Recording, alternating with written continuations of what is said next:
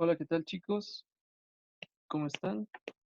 Les habla Marco Antonio Martínez Trena y pues hoy vamos a tocar el tema, vamos a estar mm, hablando sobre enfermedades diarreicas agudas, por su acrónimo EDAS y sus planes de rehidratación, es decir, el tratamiento meramente pues sostén, de sostén que debe tener este tipo de padecimientos como parte de las actividades que se están realizando en el Departamento de Agentes Biológicos para que pues en esta época de ya de contingencia internacional, ustedes pueden aprovechar al máximo estas plataformas de internet con una serie de videos que vamos a realizar, los instructores y la doctora Nora, con los diferentes temas para, pues por lo menos avanzar en el programa y que no sea tiempo perdido, ¿vale? Entonces vamos a avanzar con, como les digo, con ERAS y su tratamiento, específicamente los planes de rehidratación. Ahora, normalmente los objetivos pues, ya se los dije, ¿no? Ustedes tienen que empezar a familiarizarse con este tipo de trastornos, pero deben conocer los principales agentes etiológicos. Estas enfermedades diarreicas agudas en el paciente pediátrico, quise enfocarlo en pediatría porque eh, en este tipo de personitas es más probable que los padecimientos sean o más complicados o el tratamiento sea más complejo, ¿no? Y a su vez, si ustedes entienden el complejo, en los adultos pues será mucho más fácil. Que tiene el mismo fundamento, pero eh, creo que es más fructífero hablar en trastornos en pediátricos que en los adultos, ¿va? Identificar mediante la evaluación clínica el estado de hidratación, es decir, nosotros vamos a empezar a evaluar clínicamente a los pacientes. Estamos hablando de signos y síntomas que ustedes tienen que empezar a conocer para poder establecer así eh, un plan de tratamiento de acuerdo a la estadificación o clasificación en la que se encuentre su paciente. Ahora, como último, proporcionar información técnica metodológica para realizar el diagnóstico oportuno y correcto manejo de las sedas en las unidades de salud de primer nivel de atención, así como la correcta referencia, es decir, no todo lo que llega a presentarse nosotros lo vamos a poder tratar en un consultorio o de manera ambulatoria. Existen ocasiones en las cuales el, el tratamiento pues ya debe ser incluso hospitalario, ¿no? Entonces ustedes tienen que conocer todas esas cosas. Vamos a tratar de hacerlo más dinámico. Había grabado uno de bastante tiempo, pero creo que voy a tratar de ser más breve. Pues nada, vamos a darle. Primero vamos a definir a las diarreas. La diarrea se puede definir como enfermedad intestinal, generalmente infecciosa, autolimitada, caracterizada por evacuaciones líquidas y frecuentes, en número de 3 o más en 24 horas. Existen los casos en los cuales los pacientes en una sola evacuación puedan empezar a tener manifestación de deshidratación, es decir, una sola eh, obra o en una sola ida al baño, el paciente se deshidrata tan severo que, o bueno, digamos, tiene una evacuación tan eh, abundante que se empieza a manifestar pues más rápido, ¿no? Entonces, esa es como una excepción a la regla en el aumento de las evacuaciones. Se puede clasificar de acuerdo de muchas formas, a su tiempo, en aguda crónica, a su presentación clínica en disentería, en esteatorrea o inflamatoria, de muchas formas, pero la que nos importa aquí es en aguda o persistente. Esto al número de evacuaciones, es decir, 3 o más, en 24 horas por al menos 3, eh, por al menos 2 semanas. Es decir, si es menor a 2 semanas, se clasifica de forma aguda, más de 2 semanas de manera persistente. Crónica o subaguda no, porque ahí te habla de un proceso pues, de un mayor tiempo. Aquí simplemente es que hay una cierta persistencia en la sintomatología o recurrencia, pero no es el término adecuado llamarlo crónica, ¿va? Ahora, de acuerdo con la OMS, es muy similar, eliminación de 3 o más evacuaciones intestinales, es decir, heces, líquidas o blandas, en un periodo de 24 horas. Y como dato meramente histórico, Hipócrates hablaba de toda anormalidad en la fluidez bueno, de las deposiciones. Ahí hay una fe de ratas, es decir, en el número de las características de las evacuaciones, ¿va? Epidemiológicamente es la causa más frecuente, la infecciosa. Les recuerdo que las diarreas, por lo menos el 90% de este síndrome diarreico, son de tipo infeccioso. Pueden existir estos síndromes por otras causas, enfermedades inflamatorias, enfermedades autoinmunitarias, malformaciones genéticas quizás, pero pues las más frecuentes siempre va a ser las infecciosas, ¿no? Incluso por una sobrecargo alimenticio, es decir, una mayor cantidad de ingesta puede desencadenar este tipo de cuadros, ¿no? Se dice que es la segunda causa de mortalidad y morbilidad a nivel mundial y la primera en niños, es decir, los niños se enferman y se mueren por este tipo de cuadros. Se dice que los pacientes o las personas ya no deben morir ni por neumonías ni por diarreas, pero desafortunadamente en países en vías de desarrollo como el México, como es, bueno, nuestro país, pues se sigue presentando, ¿no? Entonces, cabe destacar que a pesar de que existe una prevalente, bueno, más bien, prevalente en población vulnerable, mm, por lo general este tipo de población vulnerable, hablando de pacientes pediátricos, va a cursar con 2 episodios por lo menos al año. ¿Recuerdan cuando hablábamos de IRAS?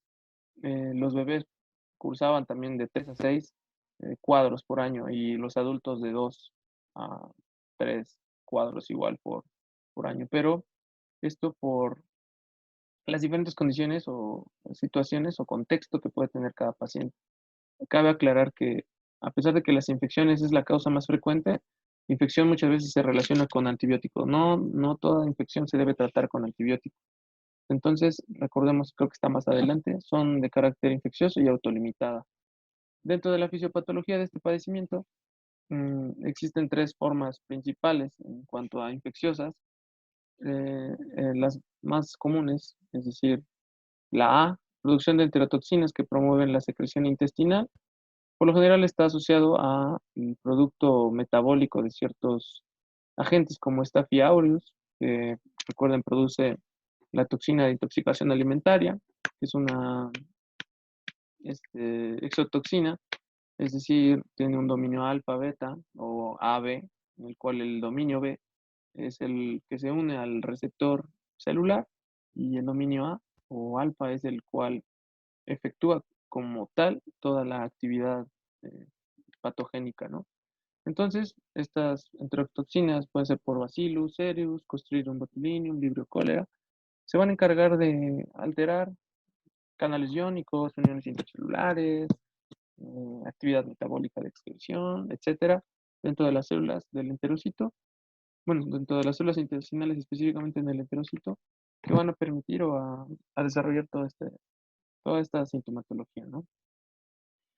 Puede ser por lesión de la mucosa intestinal por mediadores citotóxicos, algunos tipos de virus, como virus Norwalk, rotavirus, muchos más enterovirus, y algunos protozoos, como lo son las amebas, entameba histolítica, que van a producir lesión estrictamente al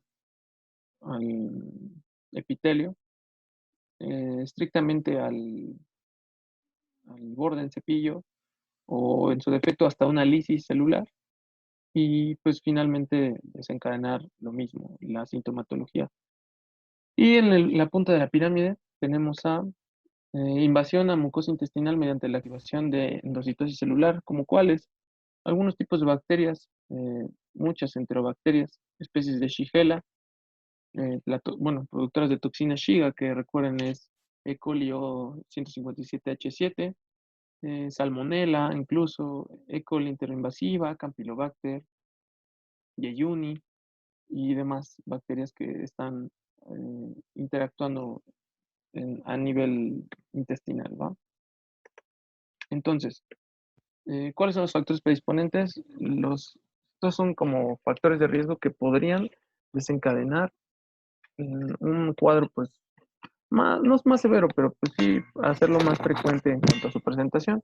Higiene personal deficiente, es decir, actualmente el lavado de manos es el gold estándar de defensa para pues, cualquier infección, ¿no? Ya estamos hablando del SARS-CoV-2, el COVID-19, pues con higiene personal es bastante sencillo, bueno, no erradicarlo, sino evitar el contagio.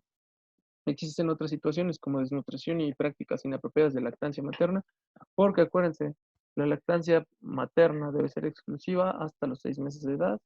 Después se lleva a cabo la lactación, es decir, esas famosas probaditas con otro tipo de alimentos que finalmente pues, van a enriquecer nutricionalmente al paciente. Pero hablando de cualquier grupo etario, es decir, adultos, niños, jóvenes, ancianos, si están cursando con desnutrición, pues lo va a ser más susceptible a padecer cualquier tipo de enfermedad, pues es un tipo de inmunidad primaria, ¿no?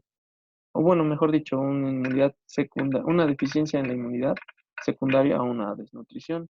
Bajo peso al nacimiento está de la mano, porque por lo general lo que nos otorga peso son proteínas, ¿no? Entonces, si existe una deficiencia proteica, el, digamos, estructuras inmunológicas como anticuerpos, pues están creadas a base de proteínas. Entonces, una deficiencia proteica podría estar hablando también una predisposición, ¿va? Esquema de vacunación incompleto, hay agentes estrictamente prevenibles por vacunas, como es rotavirus con la Rotatec y Rotarix, para los diferentes serotipos del rotavirus. Falta de capacitación de la madre para la higiene familiar, desafortunadamente una cuestión cultural, no tener una educación pues, básica, quisiera, ser más específico en cuanto al trato, ¿no? Personal, higiene personal. Entonces, si no se tiene el cuidado consigo mismo, pues desafortunadamente con otras personas, en este caso la madre como primer respondiente o como cuidador primario a un paciente pediátrico, pues es más complejo, ¿no? Contaminación fecal del agua y alimentos, que es la más común. No existe un cribado adecuado de las aguas, por lo menos en nuestro país, de cómo es que se riegan o el fecalismo al aire libre, entonces puede llegarse a contaminar. Incluso el no lavado de manos posterior a la defecación puede generar contagios. Deficiencia de vitamina A. Recuerden que el retinol funciona, bueno, se metaboliza, no solo es importante en el ojo, a nivel del sistema inmunológico. Eh, los receptores para proliferación y diferenciación de linfocitos T están eh, pues, activados por receptores de ácido retinoico. Entonces, el retinol pasa de retinol a retinal y posteriormente ácido retinoico. Y si no tienes vitamina A, pues evitas todo ese paso, ¿no? Entonces la respuesta TH1, TH2 se ve abolida. Ahora, factores de mal pronóstico, madre analfabeta o menor de 17 años, es decir, lo mismo una cuestión cultural o de educación, no existe esa cultura de higiene, entonces probablemente tenga un cuadro pues mucho más severo, ¿no?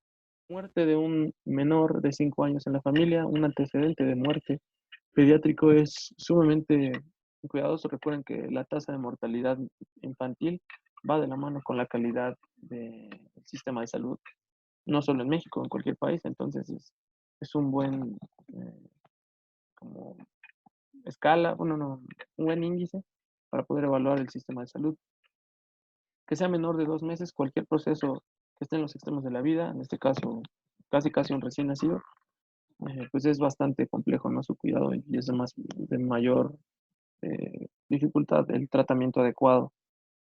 Y pues por lo general pacientes pequeños o menores de 2 meses tienen que ser hospitalizados en cualquier enfermedad, llámese IBU, una IRA o una EDA.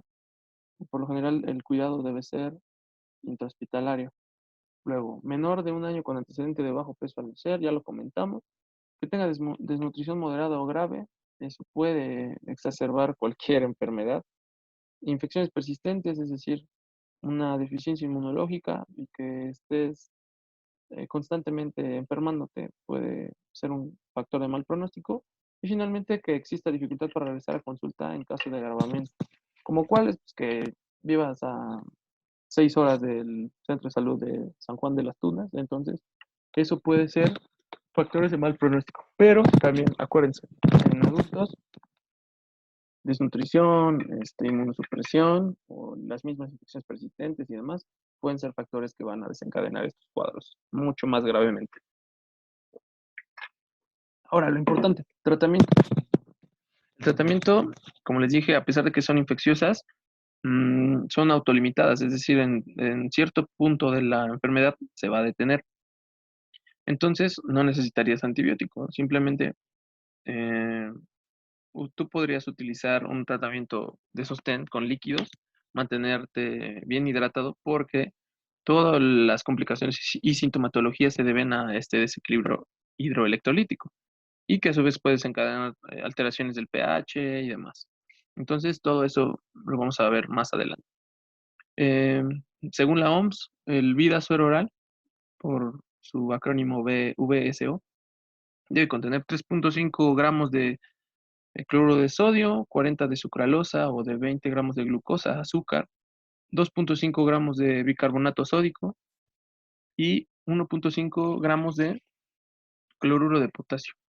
Entonces, eso va a conformar en esencia a cualquier vida suero oral. Y ya se le pueden agregar saborizantes como el Suerox, el Pedialite, el Electrolit, pero pues en esencia deben contener esto. Ahora, esta es una tabla igual en las cuales por lo general la presentación es como esta que tengo aquí, electrolitos orales en polvo. Entonces cada sobre debe contener 13.5 gramos de glucosa, cloruro de sodio 1.5 gramos, etc. ¿Cuáles son las indicaciones? Rehidratación por vía oral, es decir, se debe disolver en 1 litro de agua. Bien, diluir el contenido del sobre en 1 litro de agua. Y de acuerdo a las necesidades o a las condiciones en las cuales aparezca, pues tú vas a estadificar al paciente y finalmente darle la dosis, ¿no? Y pues aquí también como dato, ustedes deben conocer la osmolaridad de 245 mil equivalentes o milimoles en total de todos estos elementos para que tengan más o menos un parámetro y lo van a ver en fisiología. Ahora, el mecanismo de acción es bastante curioso. El intestino es capaz de secretar y absorber agua y electrolitos mediante las criptas intestinales o los células, bueno, los enterocitos con sus microvellosidades, pues pueden absorber cosas y mediante diferentes bombas o cotransportadores van a empezar a intercambiar las, las diferentes sustancias, ¿no? Entonces, esa es la función principal del intestino, absorción y secreción de las cosas que sirven o no le sirven. Entonces, hay un gradiente osmótico generado por el transporte transcelular de nutrientes y electrolitos. Y electrolitos. Esto quiere decir que toda sustancia, toda molécula tiene un gradiente osmótico, es decir, tiene la capacidad de arrastrar consigo mismo moléculas de diferentes cosas. Lo que más abunda es el agua, entonces por lo general arrastran agua. Y aquí está el ion más importante para arrastrar agua o por su gradiente osmótico, agua y nutrientes en la absorción es el sodio. Recuerden que el sodio, por cada molécula, bueno, sí, por cada molécula de sodio, arrastra 2 moléculas de agua. Entonces, vean, si existe una alteración a nivel celular en el transporte de estos electrolitos, por lo general la pérdida de agua va a estar aunada a la pérdida de iones. Y sucede algo similar. 3 mecanismos importantes: absorción neutra de cloruro de sodio en íleon, mediado por 2 mecanismos: intercambiador sodio-hidrogeniones, intercambiador cloro-bicarbonato. Esto es importante porque nos da la pauta para los diferentes trastornos ácido-base que se llegan a presentar. Normalmente los pacientes que vomitan o tienen diarrea pierden bicarbonato, entonces tendrán que compensar aumentando las concentraciones de hidrogeniones. Pero si existe este desequilibrio, normalmente tendría que entrar el pulmón o la respiración para modificarlo. Ustedes también lo van a ver en fisiología. Entonces, normalmente los pacientes con deshidratación van a empezar a hiperventilar o a respirar rápido, tener respiraciones tanto superficiales como inspiraciones más profundas, aumentadas en frecuencia. Y eso es lo que va a hacer como más notorio, ¿no? Clínicamente, que un paciente se encuentra como con una alteración ácido-base, ¿no? Secundario a la deshidratación. Ahora, absorción de sodio unido a la de solutos orgánicos. ¿Cuáles solutos orgánicos? Glucosa y otros aminoácidos ligadas al sodio. El cotransportador sodio-glucosa se mantiene intacto durante los procesos diarreicos. Es decir, si alguien se enferma y tiene diarrea, esta bomba de sodio-glucosa se va a ver intacto. Por lo tanto, la sustancia activa que va a efectuar toda esta terapéutica es la glucosa, porque, ya vieron, el transportador de la misma no se ve afectado. Entonces, si existe un correcto intercambio entre el sodio y glucosa a nivel del enterocito, difícilmente por esa capacidad de arrastre de moléculas se pueden reparar algunas cosas. Aquí es cuando va de la mano también que las personas piensan que por consumir, no sé, Gatorade, que son soluciones hipertónicas, o Powerade, o todas esas sustancias rehidratantes o reenergetizantes que tienen demasiado azúcar, en lugar de ayudarnos, pues nos van a empezar a vaciar más, nos pueden generar más diarrea. Todo secundario a esto, a las concentraciones de glucosa y cómo funciona la bomba. Ahora, absorción por gradiente de sodio ingresa por canales selectivos a través del gradiente electroquímico ilión y ciego. Es decir, el sodio, como les dije, tiene la capacidad de jalar agua. Entonces, si está alterado y sacas más sodio, pues vas a sacar más agua. Y viceversa. Metes sodio, metes agua y mantienes los líquidos en donde deben de estar. Ahora, ¿cómo se clasifica actualmente? La enfermedad diarreica aguda en sin deshidratación, con deshidratación, choque por deshidratación. Y de acuerdo al grado o la estadificación de la misma, ustedes van a utilizar el plan A, el plan B o el plan C. Y finalmente vamos a desarrollarlo, vamos a lo importante. Recuerden que esto es como se clasifica actualmente de forma clínica, porque ya les dije, puede haber diarrea inflamatoria, diarrea crónica, diarrea aguda, diarrea persistente, infecciosa, no infecciosa, etc. Entonces, esto es lo importante. ¿Cuáles son los datos clínicos que ustedes tienen que empezar a conocer? Por lo menos en cuanto al estado general, los ojos, la boca tienen que estar húmedas, la respiración es normal, sed normal. Hablemos de normalidad cuando es lo más común dentro de una persona que se encuentra sana. A su vez, elasticidad de la piel debe ser normal. Hablamos de turgencia, el signo de la bolsa o la tienda de acampar. Normalmente, si ustedes jalan la piel, tiene que regresar rápido. Pero si esta tardara, estaríamos hablando de que posiblemente estamos deshidratados. No hay esa correcta hidratación de la piel. Entonces, se hace como acartonada y más difícilmente va a regresar a su lugar. Pierde como su elasticidad, su laxitud. Entonces, el pulso pues, está presente, este se puede elevar o puede estar ausente de acuerdo a la clínica que más adelante vamos a comentar. El llenado capilar nos habla de un compromiso de volumen, es decir, compromiso hemodinámico. Si ustedes tardan en apretar su dedito y en 2 segundos no regresa a la normalidad, posiblemente ya tengas una disminución en el volumen circulante y eso puede generar cambios. Y todo esto, si se encuentra dentro de los rangos comunes o normales, hablamos de una diarrea sin deshidratación, en lo cual corresponde el plan A. Pero ¿qué pasa? Si llega inquieto o irritable un paciente pediátrico, y porque pues otra persona adulta pues llegaría somnoliento, cansado o algo así, sus ojos estarían hundidos, si es un bebé pues llora sin lágrimas, mucosas como la boca, ojos, lengua, estarían secos e incluso tendría saliva espesa. Respiración, hablamos de rápida dentro de este cuadrito. Lo que les comentaba, frecuencia respiratoria puede ser superficial, es decir, taquipnea, las famosas respiraciones como o polipnea, cuando son inspiraciones más forzadas o profundas. En cuanto a estos rangos, ¿no? Menos de 2 meses, 35 a 59 respiraciones. 2 a 11 meses, 25 a 49 y 1 a 4 años, 20 a 39. Entonces, esto es en cuanto a respiración. Y sed aumentada o bebe con avidez. Está aquí en negritas porque bebe con avidez. Actualmente se dice que es uno de los signos de alarma, o sea, con que tenga esa necesidad de beber así como tengo agua y quiero tomar muy rápido, ese es un signo pues muy característico de que ya hay deshidratación, ¿va?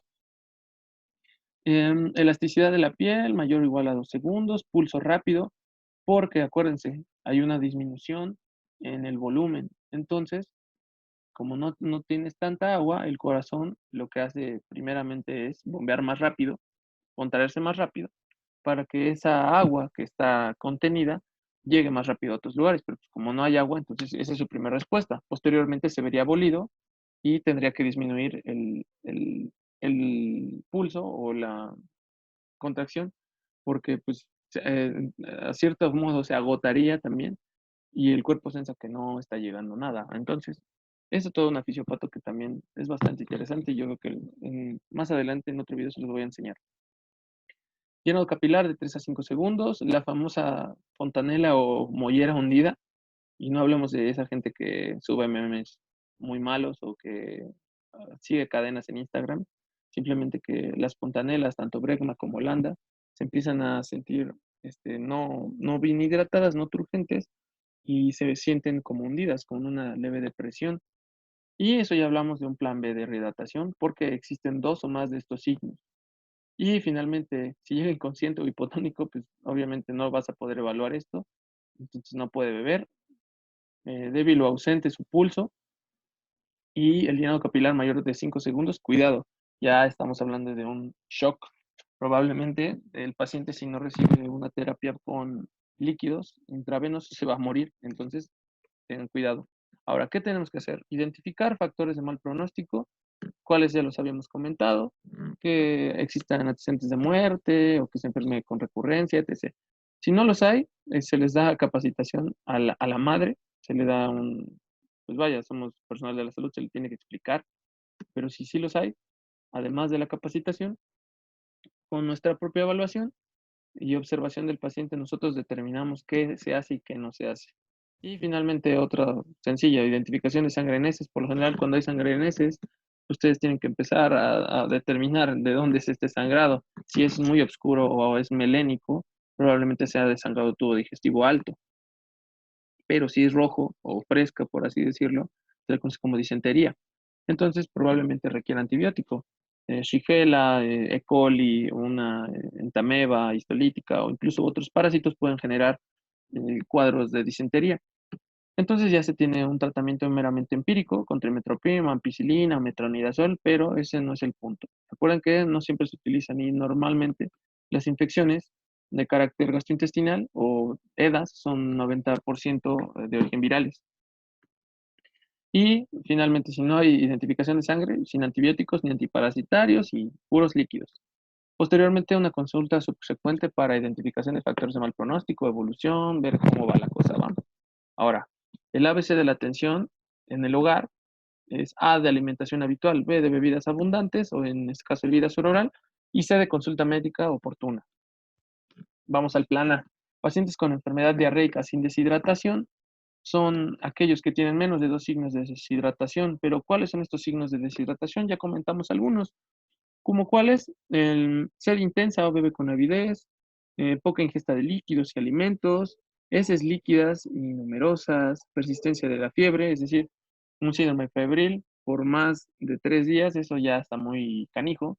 Acuérdense que hay ciertos datos muy puntuales que te hablan de un síndrome febril, como lo es la hipertermia, es decir, un aumento en la temperatura corporal basal, la diaforesis o sudoración excesiva y eh, y los escalofríos. Acuérdense que la diaforesis pues es un proceso vasoactivo y el calor va a generar vasodilatación, entonces si hay vasodilatación, es normalmente que a nivel de la piel pues exista pérdida de agua, ¿no? Entonces esa sudoración sería explicada por todas estas interleucinas que son liberadas y que son pirógenos endógenos, es decir, elevan la temperatura corporal de manera interna.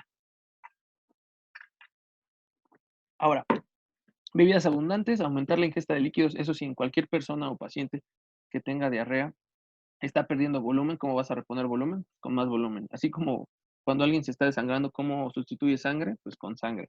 Es algo muy similar. Normalmente en los pacientes pequeños, menores de un año, se les da 75 mililitros, eh, bueno, en una taza, media taza, y en mayores de un año, 150 mililitros o una taza. Y después de cada evacuación, acuérdense, esto se da a cucharadas. Si no sabe beber en un vasito entrenador o sordos pequeños, no les den así de golpe porque pues probablemente lo va a regresar, lo va a vomitar. Entonces se capacita a la madre para conocer los signos de deshidratación que ya comentamos y los signos de alarma. En esto, todo esto se realiza dentro de la consulta médica inmediata u oportuna. Entonces, pues ya, los signos de alarma ustedes se los tienen que saber.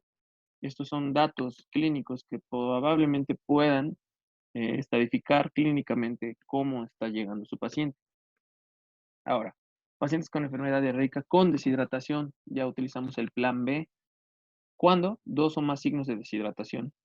¿Qué utilizamos? Vidasor oral, 100 mililitros sobre kilogramo de peso, cada 4 horas, dosis fraccionada cada 30 minutos. Es decir, pongamos un ejemplo, un paciente que pesa 8 kilos, pues normalmente tendrías que darle 800 mililitros en 4 horas, y si los divides 4 entre 30 minutos, cada hora tiene eh, 60 minutos, ¿no? Entonces tendrías que multiplicarlo, en lugar de dividirlo, tendrías que dividirlo entre 8 veces.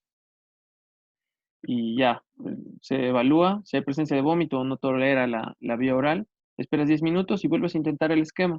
Si falla, pues lo que podrías hacer es, o incluso se puede utilizar sondas nasogástricas, pero bueno, es más adelante, va.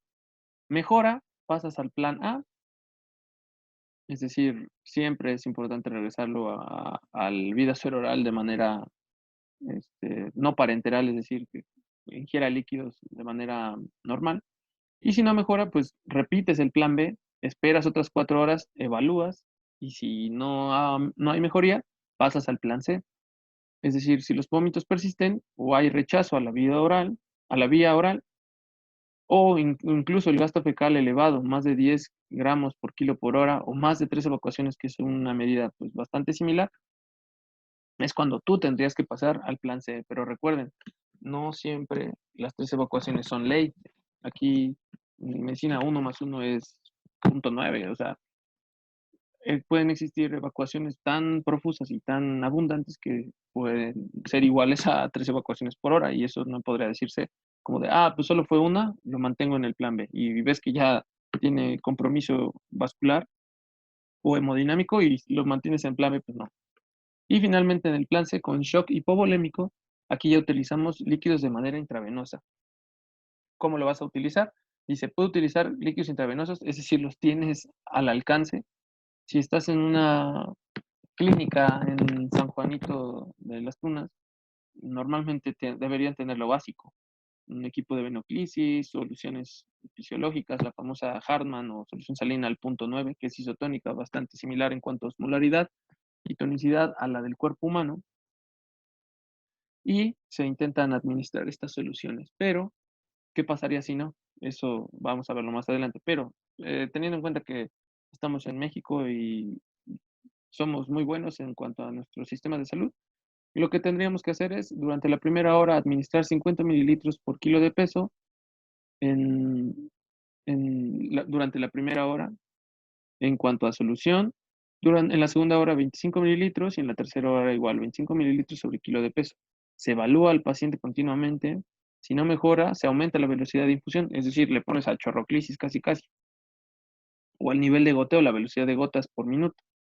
Y al poder beber, usualmente en 2 o 3 horas, administras Vidasor oral a dosis de 25 mililitros por kilo por hora, mientras sigues los líquidos intravenosos. Se completa la dosis, evalúas, y de acuerdo a la evolución de tu paciente, puedes decir, mejoró muy, muy, muy bien, lo mandamos al plan A por la vía oral, no vomita, sale. Pero si no, al plan B, que es bastante similar.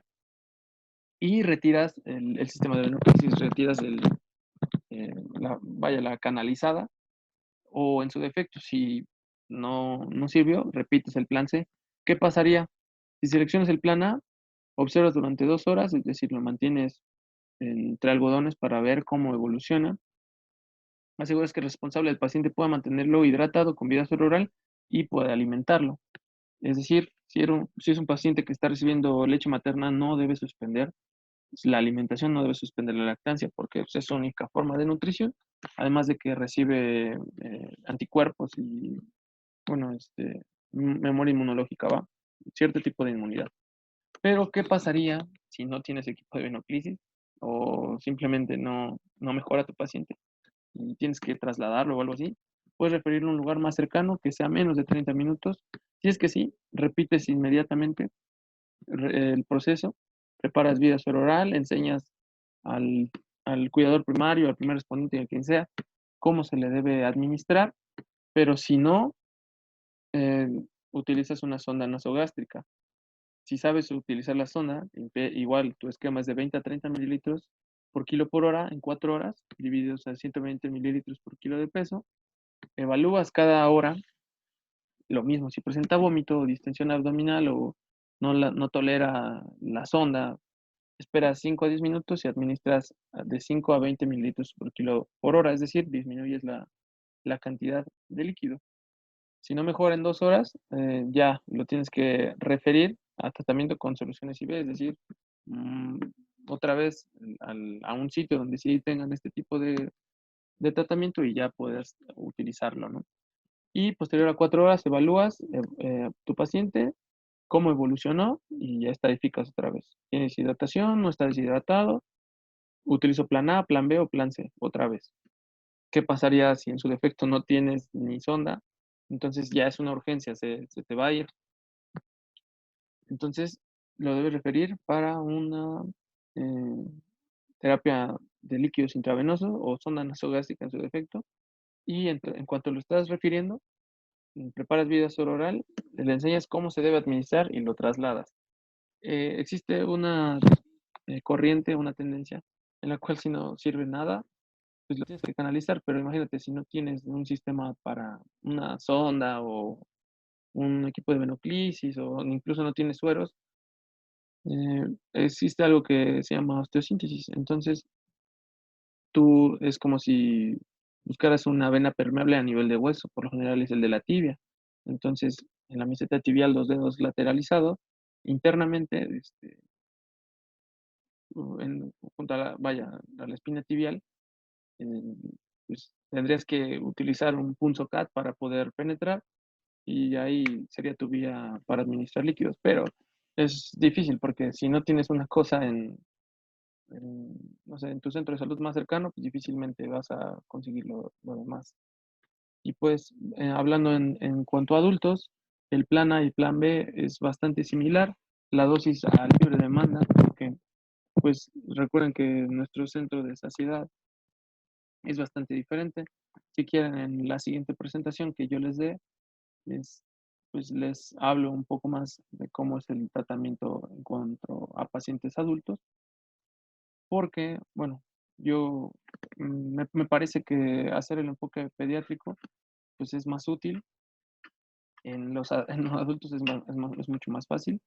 Entonces, como conclusión de este video, espero que les haya gustado, sea entendible. Vamos a estar realizando esta serie de videos, como ya les comenté, con la doctora Nora y demás instructores, Kevin, Baña, Sebastián, para que ustedes puedan apoyar de una manera pues, diferente, ¿no? Ya no solo leyendo el libro, el programa de microbiología. Y pues nada, espero que les sirva, lo estudien y si tienen dudas, recuerden que pueden contactarnos a cualquiera de nosotros y simplemente que este trabajo está sustentado por la doctora Nora y toda la Academia de Agentes Biológicos. Entonces, sin más por el momento, les agradezco su atención, chicos. Y pues nada, que tengan un bonito día. Yo estoy a punto de cortar la transmisión, así que cuídense, estamos viendo y bye.